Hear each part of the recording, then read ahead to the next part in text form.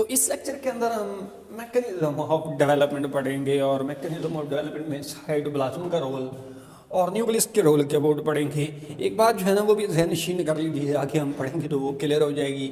Cytoplasm का भी development में रोल होगा और न्यूक्लियस का भी रोल होगा, लेकिन जब हम पूरा ये पढ़ेंगे ना तो हम एंड पे ये कंक्लूड कर सकते हैं कि न्यूक्लियस का जो रोल होगा वो बेसिकली प्राइमरी रोल जो है ना वो न्यूक्लियस का होगा, प्राइमरी रोल न्यूक्लियस का होगा।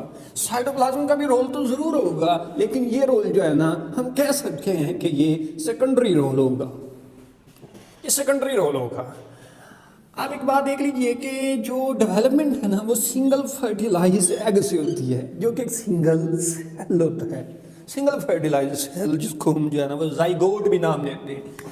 उस डेवलपमेंट के नतीजे में मुकम्मल जो है ना वो ऑर्गेनिज्म बनता है। उस ऑर्गेनिज्म की बॉडी में मुख्तलिफ ऑर्गन्स बनते हैं, मुख्तलिफ ऑर्गन सिस्टम बनेंगे, मुख्तलिफ हिस्से बॉडी के बनेंगे। तो क्वेश्चन ये पैदा होता है कि वो जो सिंगल फर्टिलाइज एग है उसके अंदर इतनी जो है ना वो डाइवर्सिटी किस तरीके से आ जाती है कि उसमें ही आगे चल के जो है ना वो स्किन को भी बनाना है, उसी ने लीवर को भी बनाना है, उसी ने ब्रेन और स्पाइनल कॉर्ड को भी बनाना है। तो डिफरेंट जो ऑर्गन बनेंगे वो एक ही फर्टिलाइज एग से किस तरह से बनेंगे, इस क्वेश्चन का जो आंसर है ना वो हम इस लेक्चर के अंदर लेंगे। एक्चुअली ना एक सिंगल फर्टिलाइज जो एग होगा उसके अंदर दो चीजें होंगी, एक न्यूक्लियस होगा, न्यूक्लियस, और इर्द गिर्द जो है ना उसके साइटोप्लाज्म होगा। तो ये जो मुख्तलिफ ऑर्गन बनाने होते हैं ना इसका जो जिम्मा होता है वो साइटोप्लाज्म के अंदर होता है। मुख्तलिफ ऑर्गन बनाना वो साइटोप्लाज्म का रोल होगा। साइटोप्लाज्म के मुख्तलिफ जो है ना वो हिस्से होंगे और उन हिस्सों को हम नाम दे देंगे मॉर्फोलॉजिकल डिटर्मिनेंट या मॉर्फोजेनेटिक डिटर्मिनेंट्स, जिन्होंने डिटरमिन करना है। किसको डिटरमिन करना है?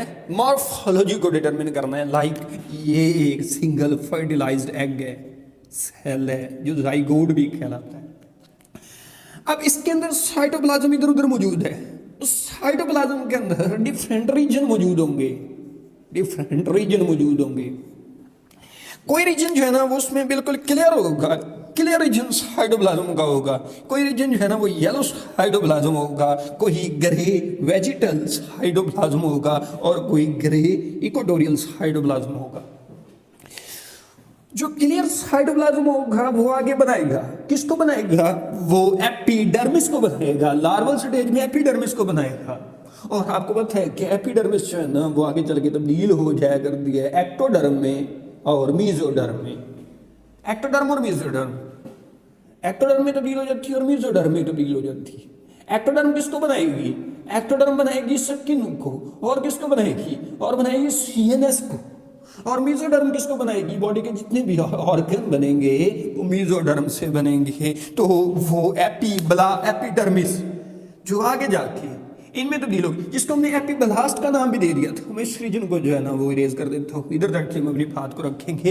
एपिडर्मिस, वो एपिडर्मिस किससे बनेगी? साइटोप्लाज्म का वो एरिया जो क्लियर होगा वो बनाएगा जी एपिडर्मिस को, और वो एरिया जो येलो होगा वो किसको बनाएगा? मसल को बनाएगा। और जो ग्रे वेजिटल होगा वो किसको बनाएगा? वो गट को बनाएगा, खुराक की नाली को बनाएगा, डाइजेस्टिव सिस्टम को बनाएगा। और जो ग्रे इक्वेटोरियल रीजन होगा वो किसको बनाएगा? वो नोटोकॉर्ड को बनाएगा और न्यूरल ट्यूब को बनाएगा, न्यूरल ट्यूब को बनाएगा। तो ये जो मुख्तलिफ रीजन है ना, मुख्तलिफ रीजन साइटोप्लाज्म के, ये किसके अंदर मौजूद, ये किसके अंदर मौजूद होंगे? ये सिंगल सेल के अंदर मौजूद होंगे, जिसको हम जो है ना वो फर्टिलाइज्ड एग भी बोलते हैं, फर्टिलाइज्ड एग भी बोलते हैं। और उसी को जाइगोट भी बोला जाता है, जाइगोट। तो एक्चुअली ये साइटोप्लाज्म के डिफरेंट रीजन होंगे जो आगे जाके बॉडी के मुख्तलिफ हिस्सों को बनाएंगे। ये रीजन किसके अंदर मौजूद है? ये एक एग के अंदर मौजूद है। यही वाला इधर बना दिया तो इसको मैं इरेज कर देता हूं, ये इधर आ गया। अब इसके अंदर क्लियर रीजन भी मौजूद, क्लियर रीजन भी मौजूद होगा, और इसके अंदर येलो रीजन भी मौजूद होगा। इसके अंदर ग्रे क्रिसेंट या ग्रे वेजिटल रीजन भी मौजूद होगा और ग्रे इक्वेटोरियल रीजन भी मौजूद होगा, न्यूक्लियस भी मौजूद होगा। जब क्लीवेज होगी, क्लीवेज, तो क्लीवेज के नतीजे में ब्लास्टोमर बनेंगे, ब्लास्टोमर, ब्लास्टोमर बनेंगे। उन ब्लास्टोमर की स्टेज पे ये मुख्तलिफ रीजन डिवाइड हो जाएंगे। एक ये ब्लास्टोमेर बन गया, ये वाला, और अब इसमें जो साइटोप्लाज्म मौजूद होगा वो क्लियर वाला मौजूद होगा। एक इधर ब्लास्टोमर बन गया, उसके अंदर येलो वाला मौजूद होगा। एक इधर ब्लास्टोमर बन गया, उसके अंदर ग्रे वाला मौजूद होगा, वेजिटल वाला मौजूद होगा। एक इधर बन गया और उसमें ग्रे इक्वेटोरियल मौजूद होगा, जो एक ही एग के अंदर, एक ही सिंगल जाइगोट के अंदर मुख्तलिफ रीजन मौजूद। वो क्लीवेज के जरिए जब डिवीजन हुई और उस डिवीजन के नतीजे में डिफरेंट सेल्स बने, तो उसके नतीजे के तौर पे वो जो साइटोप्लाज्म है वो डिवाइड हो गया। आधा साइटोप्लाज्म जो क्लियर वाला था वो एक में चला गया, जो येलो वाला था वो एक में चला गया, जो ग्रे वाला था वो एक में चला गया, और जो ग्रे इक्वेटोरियल वाला था वो एक में चला गया। और वो अलग अलग ब्लास्टोमर आगे डिवाइड करते चले जाएंगे और अल्टीमेटली वो इन स्ट्रक्चर्स को बना देंगे। तो इधर बुक की रीडिंग को देख लेते हैं शुरू से। डिफरेंट साइटोप्लाज्मिक कंपोनेंट, साइटोप्लाज्म के मुख्तलिफ कंपोनेंट होंगे और उनके अंदर मार्फोजेनेटिक या मार्फोलॉजिकल डिटर्मिनेंट मौजूद होंगे। वो एरियाज मौजूद होंगे जो आगे चल के ऑर्गेनिज्म की जो है ना वो मार्फोलॉजी को बनाएंगे, यानी बॉडी की स्ट्रक्चर को बनाएंगे, डिटर्मिन करेंगे, बनाएंगे। दैट आर रिस्पॉन्सिबल, जो जिम्मेदार होंगे, किसके जिम्मेदार होंगे? सेल डिफ्रेंसिएशन के कौन सा सेल आगे जाके बॉडी के किसी से भी डिफ्रेंशिएट होगा, किसी से भी तब्दील होगा। These determinants are found, ये डिटर्मिनेंट मौजूद होंगे, किसके अंदर मौजूद होंगे? ब्लास्टोमर में मौजूद होंगे। एग्जाम्पल के तौर पे इधर एग जो लिया गया है ना वो स्कीडियन एग लिया गया है। ये वाटर के कुछ एनिमल्स हैं, वाटर में मौजूद एक्वेटिक एनिमल्स हैं, उनकी एग्जाम्पल इधर दी हुई है। फर्टिलाइज्ड एग स्कीडियन, उसके अंदर मुख्तलिफ कलर मौजूद होंगे, ये वाले कलर मौजूद होंगे जो सेग्रीगेट होंगे, अलग अलग हो जाएंगे। और अलग अलग कब होंगे? ब्लास्टोमर जब बनेगा उस वक्त अलग अलग हो जाएंगे और वही अलग अलग रीजन आगे जाके किसको बनाएंगे? क्लियर वाला एपिडर्मिस को बनाएगा, येलो वाला जो है ना वो मसल को बनाएगा, और ग्रे वेजिटल वाला जो है ना वो गट को बनाएगा, और ग्रे इक्वेटोरियल वाला जो है ना वो नोटोकॉर्ड को बनाएगा और न्यूरोट्यूब को बनाएगा। तो ये छोटा सा जो है ना वो शॉर्ट क्वेश्चन दिया हुआ है बुक के अंदर, रोल ऑफ साइटोप्लाज्म के नाम से। अब आगे हम देखेंगे रोल ऑफ न्यूक्लियस। न्यूक्लियस का रोल, न्यूक्लियस के अंदर आपको पता है कि डीएनए मौजूद होगा और जीन्स, डीएनए में जीन्स मौजूद होंगे। तो many of the gene controlled substances, ये जो रीजन बने साइटोप्लाज्म के अंदर, बने किसके अंदर है? साइटोप्लाज्म के अंदर। बनाए किसने? बनाए हैं जी जीन्स ने। बड़ी इंपॉर्टेंट बात है, ये जो मुख्तलिफ रीजन मौजूद है, ये रीजन किसके अंदर मौजूद है? साइटोप्लाज्म के अंदर मौजूद है। लेकिन ये बनाए किसने? ये जीन्स ने बनाए, और वो किस में मौजूद है? वो न्यूक्लियस में मौजूद है। Many of the gene controlled substances are found inside the cytoplasm. ये जो मुख्तलिफ रीजन मौजूद है जिनके बनने को कंट्रोल किसने किया है? जीन ने कंट्रोल किया है। और किस में मौजूद है? Are probably found in it, और वो साइटोप्लाज्म के अंदर मौजूद है। साइटोप्लाज्म के अंदर मौजूद है। किसके अंदर मौजूद? साइटोप्लाज्म में मौजूद। और किसने उनको बनाया है? उनके बनने को किसने कंट्रोल किया है? उनके बनने को कंट्रोल किया है जी जीन्स ने। और वो किसके अंदर मौजूद? वो न्यूक्लियस के अंदर मौजूद। अब मुख्तलिफ तजर्बात किए गए, एक्सपेरिमेंट्स किए गए, और उसके नतीजे के तौर पे पता चला कि जो डेवलपमेंटली एक्टिव सब्सटेंसेस होंगे, डेवलपमेंटली एक्टिव सब्सटेंसेस यानी मॉर्फोजेनेटिक या मार्फोलॉजिकल डिटर्मिनेंट मौजूद होंगे।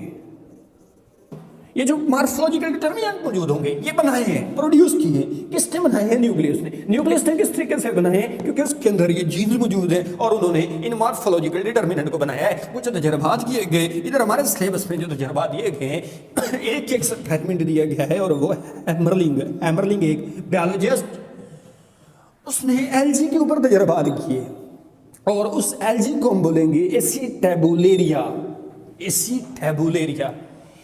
एसीटेबुलेरिया है ना, इसकी बॉडी बड़ी दिलचस्प है। ये मल्टी सेलुलर एलजी है, मल्टी सेलुलर, और विजिबल भी है, आम आंख से नजर भी आ सकती है। लेकिन बड़ी इंपॉर्टेंट बात, इसके अंदर जो है ना वो एक ही न्यूक्लियस मौजूद है, सिंगल न्यूक्लियस मौजूद पूरी बॉडी में। हालांकि मल्टी सेलुलर है लेकिन न्यूक्लियस एक ही मौजूद है। और दूसरी बात, एसीटेबुलेरिया जो है ना ये दो शक्लों में मौजूद होगा, दो फॉर्म्स में, दो शक्लों में मौजूद होगा। एक शक्ल वो होगी जिसका जो कैप होगा, कैप वो अम्ब्रेला लाइक होगा, अम्ब्रेला लाइक। और उसको बोलेंगे एसिटाबुलेरिया मेडिटेरेनिया, एसिटाबुलेरिया मेडिटेरेनिया। और एक इसकी शक्ल वो होगी जिसकी जो कैप है ना वो अम्ब्रेला लाइक नहीं होगी, रेगुलर कैप हम उसको नाम देंगे, और इस शक्ल को बोलेंगे एसिटाबुलेरिया ग्रैनुलेटा।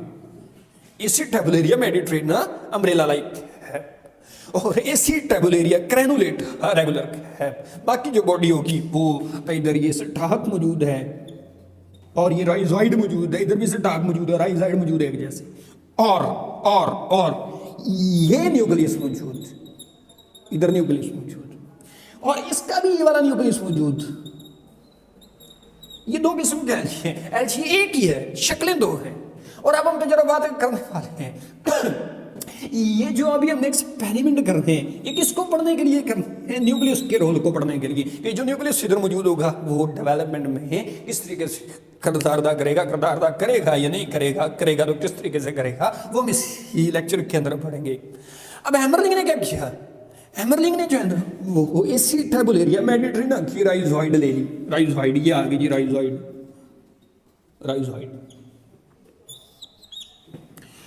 और ये जो ग्रैनुलेटा इसकी इस टाक को इधर से जो है ना वो कट कर लिया, जिसमें न्यूक्लियस मौजूद नहीं है, साइटोप्लाज्म मौजूद है। न्यूक्लियस मौजूद नहीं है, साइटोप्लाज्म मौजूद है। और इसकी राइजॉइड ले ली जिसके अंदर न्यूक्लियस मौजूद है। न्यूक्लियस किसका मौजूद? मेडिटेरेनिया का। और ये डंडी यहाँ से जो है ना वो कट कर दी, और इसको कट करके जो है ना वो इधर से कट करके इसके ऊपर लगा दिया, इसके ऊपर लगा दिया। अब ये जो न्यूक्लियस मौजूद है, न्यूक्लियस वो किसका मौजूद? मेडिटेरेनिया का। और इधर जो साइटोप्लाज्म मौजूद होगा वो किसका मौजूद होगा? वो मौजूद होगा जी ग्रैनुलेटा का।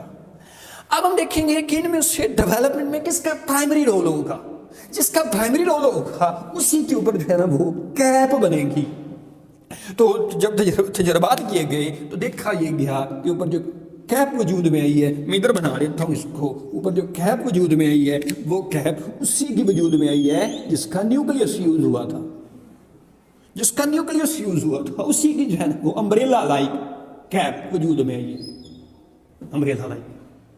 तो इसका मतलब ये हुआ कि जो इसको बनाने में, इसकी डेवलपमेंट में रोल है, बुनियादी रोल, वो रोल किसका होगा? वो न्यूक्लियस का होगा। न्यूक्लियस मेडिटेरेनिया का यूज हुआ था, एसिटाबुलेरिया मेडिटेरेनिया का यूज हुआ था। तो इसलिए जो डेवलपमेंट हुई वो भी किसकी हुई? वो मेडिटेरेनिया की हुई। अब एसिटाबुलेरिया ग्रैनुलेटा की उसने राइजॉइड ले ली, जिसके अंदर जो है ना वो न्यूक्लियस मौजूद, किसका न्यूक्लियस मौजूद? ग्रैनुलेटा का। और उसके ऊपर इसकी डंडी कट करके लगा दी, यहां से जो है ना उसने कट कर ली, और इसको कट करके जो है ना वो इसके ऊपर लगा दिया। अब न्यूक्लियस किसका मौजूद? ग्रैनुलेटा का। इसके अंदर न्यूक्लियस नहीं है, इसके अंदर साइटोप्लाज्म मौजूद है। और वो किसका मौजूद? वो मौजूद है जी मेडिटेरेनिया का। मैं ये लेबल कर देता हूँ। और ये जो यहां से कट गई थी वो इधर लगा दी थी। अब ये आगे डेवलप होगी, ग्रो करेगी। ये किसमें ग्रो करेगी? जिसका न्यूक्लियस यूज हुआ है उसमें ग्रो करेगी, या जिसका साइटोप्लाज्म यूज हुआ है उसमें ग्रो करेगी? जिसका न्यूक्लियस यूज हुआ है उसी में ये ग्रो करेगी। और न्यूक्लियस किसका यूज हुआ है? ग्रैनुलेटा का न्यूक्लियस यूज हुआ है। तो इसलिए साइटोप्लाज्म तो इधर हमने मेडिटेरेनिया का लगा दिया था, लेकिन ये ग्रो करके जो कैप बनाएगी, डेवलपमेंट करेगी, वो डेवलप किसमें होगी? डेवलप उसके अंदर होगी जिसका जो है ना वो न्यूक्लियस यूज हुआ है। और न्यूक्लियस किसका यूज हुआ है? न्यूक्लियस यूज हुआ है ग्रैनुलेटा का। तो इधर जो वजूद में आई वो भी एसिटाबुलेरिया ग्रैनुलेटा वजूद में आ गई। और इधर कौन सी वजूद में आ गई? एसिटाबुलेरिया मेडिटेरेनिया वजूद में आ गई, बन गई, डेवलप हो गई। तो यूज इसके अंदर अब देखो, इसमें न्यूक्लियस भी मौजूद, साइटोप्लाज्म भी मौजूद, लेकिन डेवलपमेंट किसने करवाई? डेवलपमेंट करवाई जी न्यूक्लियस में। तो इसलिए हमने शुरू में ये बात की थी कि जो प्राइमरी रोल होगा वो न्यूक्लियस का होगा, और उसी न्यूक्लियस में मौजूद जीन्स होंगे जो कि इन रीजन को बनाएंगे, जिसके नतीजे के तौर पे जो सेकेंडरी रोल होगा वो साइटोप्लाज्म का होगा। किसकी वजह से? मॉर्फोलॉजिकल डिटर्मिनेंट के बनने की वजह से, जिसको जो है ना वो जीन्स ने बनवा दिया है। तो इधर तक रोल ऑफ साइटोप्लाज्म और रोल ऑफ न्यूक्लियस कंप्लीट हो गया। अगला जो टॉपिक है एजिंग वगैरह के बारे में वो हमारे सिलेबस में इंक्लूड नहीं है। नेक्स्ट टॉपिक में हम रीजनरेशन के अबाउट पढ़ेंगे। अभी इधर तक जो है ना उसको प्रिपेयर कर लीजिएगा। अगले टॉपिक में अगली वीडियो में हम अगले टॉपिक के साथ जो है ना वो दोबारा मिलेंगे।